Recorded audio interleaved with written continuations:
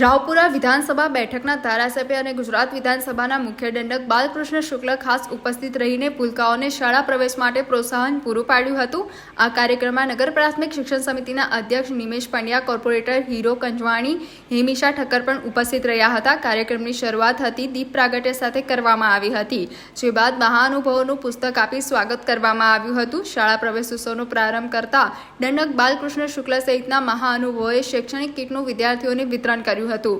પ્રાસંગિક ઉદ્બોધન બાદ કાર્યક્રમ પૂર્ણ થયો હતો। કાર્યક્રમના પૂર્ણ થયા બાદ સરકારી વિવિધ શિક્ષણલક્ષી યોજનાના પ્રદર્શન અને સ્માર્ટ ક્લાસરૂમ સાથે કોમ્પ્યુટર રૂમની મુલાકાત મહાનુભાવોએ લીધી હતી। પર્યાવરણના સંરક્ષણના સંદેશા સાથે શાળા ખાતે વૃક્ષારોપણ કરવામાં આવ્યું હતું।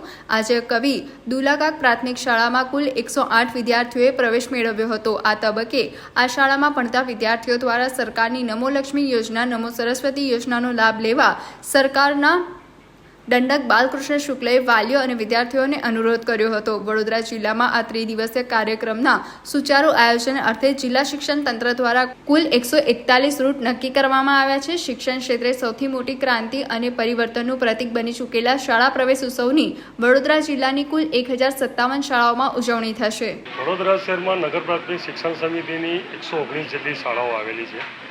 અંગ્રેજી માધ્યમથી માંડીને હિન્દી માધ્યમથી માંડીને અલગ અલગ પ્રકારની શાળા શિક્ષણ સમિતિમાં કાર્યરત છે। એમાં આશરે 45,000 જેટલા બાળકો અભ્યાસ કરી રહ્યા છે। આપ જાણી શકો છો કે છેલ્લા ઘણા વર્ષોથી નગર પ્રાથમિક શિક્ષણ સમિતિમાં પ્રાથમિક શિક્ષણ અપાતું હતું, પણ 2022-23થી અમે માનનીય વિધાનસભાના મુખ્ય દંડક બાલકૃષ્ણ શુક્લ સાહેબ, વડોદરા શહેરના પ્રમુખ ડૉક્ટર વિજયભાઈ શાહ અને અનેક લોકોની સહાયથી અને વડોદરા મહાનગરપાલિકાની સહાયથી અમે લોકોએ 4 માધ્યમિક શાળા શરૂ કરી શક્યા છીએ। અને એ માધ્યમિક શાળામાં આ વર્ષે ધોરણ 10મું વર્ગ પણ શરૂ કરી ચૂકેલા છે। અને એની સાથે સાથે ક્રમશઃ ધોરણ 10 પછી 11 અને ધોરણ 12 પછી એટલે આપ જાણી શકો છો કે બાલવાટિકાથી ધોરણ 12 સુધીનું એડમિશન લેવા માટે અમે અત્યારે 10 શાળા શરૂ કરી ચૂક્યા છે। ધીરે ધીરે પ્રયત્ન કરી રહ્યા છીએ કે બાળકોને મફત શિક્ષણ મળે, સારી ગુણવત્તાવાળું શિક્ષણ મળે, સાથે સાથે શૈક્ષણિક કીટ, એમને પહેરવાના ડ્રેસ બદલ તમામ વસ્તુ ગુજરાત સરકાર તરફ ફ્રી આપવામાં આવી રહી છે। આપ જોઈ શકો છો કે મારી શાળામાં અત્યારે 1200 જેટલા શિક્ષકો કાયમી ધોરણે નોકરી કરી રહ્યા છે, છતાં પણ બાળકોમાં જે ઉત્તરોત્તર સંખ્યા જે વધી રહી છે અને બાળકો જે રીતે એડમિશન રહી રહ્યા છે, તો મહેકમ પ્રમાણે અમારે સરકારશ્રીની ગાઈડલાઈન પ્રમાણે જ્ઞાન સહાયક શિક્ષક હોય અને ત્યારબાદ જો એ પણ ઘટ પૂરી ના થાય તો ઉચ્ચક શિક્ષક લેવાની જે જોગવાઈ છે, એમાં આ વર્ષે અમે લોકો એને મહત્તમ પ્રમાણે ઉચ્ચક શિક્ષકો પણ લઈ લીધા છે। બાલવાડીના શિક્ષકો, ચોથા વર્ગના કર્મચારીઓ હોય, શાળાની સફાઈ માટેના તેડાગર ભાઈઓ હોય, કામઠણ ભાઈ, તમામ પ્રકારની સુવિધા અમે આ વર્ષે પૂરી પાડી છે। ઉચ્ચક શિક્ષકોની ગુણવત્તા ઓગસ્ટ મહિના સુધી ચાલતી હોય છે કે બાળકોનું એડમિશન અમે ઓગસ્ટ મહિના સુધી ચાલુ રાખતા હોય છે। એટલે જેમ જેમ બાળકોની સંખ્યા વધે એમ ઉચ્ચક શિક્ષકો અમે લેવાની પ્રક્રિયા શરૂ કરી। જ્યાં જ્યાં બાળકોની સંખ્યા વધી છે ત્યાં અત્યારે 110 જેટલા ઉચ્ચક શિક્ષકોની નિમણૂક અમે કરી છે। ત્યારબાદ બી હજુ જ્યારે સંખ્યા વધશે તો અમે ઉચ્ચક શિક્ષક લઈ શકીશું। આપ જાણી શકો છો કે હની બોટકાંડ પછી જે જર્જરી શાળાઓ, મારી 20 જેટલી શાળાઓને કોર્પોરેશન દ્વારા રિપેરિંગ કરવાની નોટિસ આપેલી હતી, એ તમામ શાળાઓને મેં રિપેરિંગ કરી નાખેલી છે। અને બાળકોના શિક્ષણાર્થે એમને સ્વાસ્થ્યની બી ચિંતા કરવાની જવાબદારી નગર પ્રાથમિક શિક્ષણ સમિતિની છે। હું આપને જણાવી લઉં કે ચાલુ વર્ષે બી અમે જે શાળામાં મરમ્મત કરવાનું છે, રંગરોગન કરવાનું છે, એ કામ બી અમે પૂર્ણ કરીશું।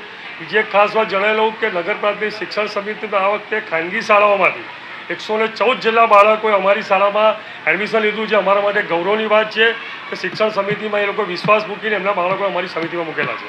ભારત દેશના યશસ્વી વડાપ્રધાન અને તત્કાલીન મુખ્યમંત્રી માન્ય શ્રી નરેન્દ્રભાઈ મોદીજી દ્વારા 2001માં જ્યારે આખા ગુજરાતમાં શાળા પ્રવેશોત્સવની શરૂઆત કરેલ અને 2003માં કન્યા કેળવણી મહોત્સવની શરૂઆત કરેલ, એ શાળા પ્રવેશોત્સવના આ 21મું વર્ષ ચાલે છે, ત્યારે રાજ્ય સરકાર દ્વારા શિક્ષણને વધારે પ્રાધાન્ય આપીને 55,000 કરોડથી પણ વધારેની માતબર ઉપર આ વખતે બજેટમાં મૂકેલી છે। વડોદરા શહેરમાં નગર પ્રાથમિક શિક્ષણ સમિતિની 119 શાળાઓમાં 45,000થી પણ વધારે વિદ્યાર્થીઓ જ્યાં ભણે છે, તેમાં શાળા પ્રવેશોત્સવ અને કન્યા કેળવણી કાર્યક્રમ હતો। વારસિયા વિસ્તારની કવિ દુલાકાક શાળા કે જે આખા વડોદરામાં સૌથી સારી સર્વોત્કૃષ્ટ શાળાને જેને એવોર્ડ મળેલો છે, અને રાજ્ય સરકાર દ્વારા ગુણોત્સવ કાર્યક્રમ અંતર્ગત વડોદરાની એકમાત્ર શાળાને ગ્રીન ગ્રેડ 2 મળેલી છે એવી શાળામાં આજે પ્રવેશોત્સવનું આયોજન કરવામાં આવેલું. આ શાળાની જે ખાસિયત છે એ તમામે તમામ 24 જેટલા વર્ગખંડો છે એ બધા જ ડિજિટલ છે. આખી શાળા ઇન્ટરનેટ વાઈફાઈથી સુસજ્જ છે. અહીંના બાળકો સતત 5-7 વર્ષથી ગુજરાત સરકારની તમામ ગુણોત્સવ પરીક્ષામાં સર્વોત્કૃષ્ટ દેખાવ કરે છે. એવા શાળામાં આજે જ્યારે આ પ્રવેશ ઉત્સવની શરૂઆત કરેલ છે. આ કાર્યક્રમમાં અમારી સાથે નગર પ્રાથમિક શિક્ષણ સમિતિના અધ્યક્ષ શ્રી મિનેશભાઈ, આજ વિસ્તારના અમારા કાઉન્સિલર મિત્રો હેમિશાબેન, હીરાભાઈ, અમારા સંગઠનના પદાધિકારીઓ, શાળાના આચાર્ય શ્રી જીગરભાઈ અને સાથે તમામ શિક્ષકગણ અને વાલીઓ સાથે બાળકોએ ખૂબ ઉત્સાહપૂર્વક પ્રવેશ મેળવ્યો છે. અને આજના દિવસે જ્યારે આ પ્રવાસ સરસ મજાનો બાળકોનો પ્રવાસ મા સરસ્વતીના ખોળામાં તેઓ આવી ગયા છે, ત્યારે રાજ્ય સરકાર દ્વારા 1250 કરોડની જંગી માતબર રકમ નમો લક્ષ્મી યોજના અંતર્ગત મૂકવામાં આવી છે. જે અંતર્ગત જે બાળકી 12મા ધોરણ સુધી ભણશે તેને 50,000થી પણ વધારે રકમ મળશે. અને સાથે સાથે ગુજરાતના વિદ્યાર્થીઓમાં, બાળકોમાં વિજ્ઞાન અને ટેકનોલોજીમાં વધારે રસ કેળવાય એટલા માટે થઈને 250 કરોડની જોગવાઈ સાથે નમો સરસ્વતી યોજનાની શરૂઆત કરેલ છે.